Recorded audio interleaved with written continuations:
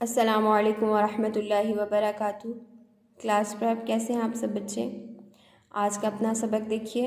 इकरा कायदा तख्ती नंबर 6 पे हमारा सबक है।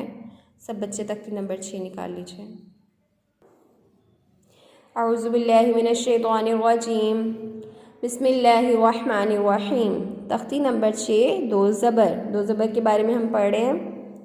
यहाँ से हमारा सबक स्टार्ट हो रहा है। मश्क।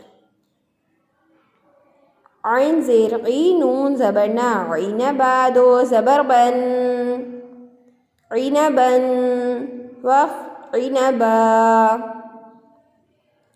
सब बच्चों को पता है वक़्फ़ में एक ज़बर पढ़नी है और एक छोड़ देनी है।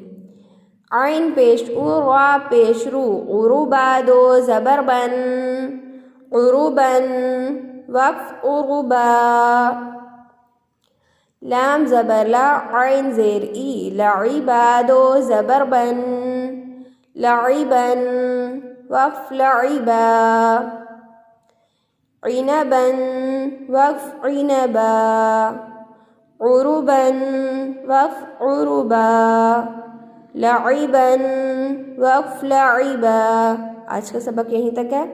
सब बच्चों ने डेट लगा लेनी है यहाँ पे, और बहुत अच्छा सबक याद करके मुझे सेंड किया करें। सब बच्चों की वीडियोस नहीं आती हैं, सब बच्चे अपनी वीडियो सेंड किया करें। ओके, अस्सलामु अलैकुम व रहमतुल्लाह।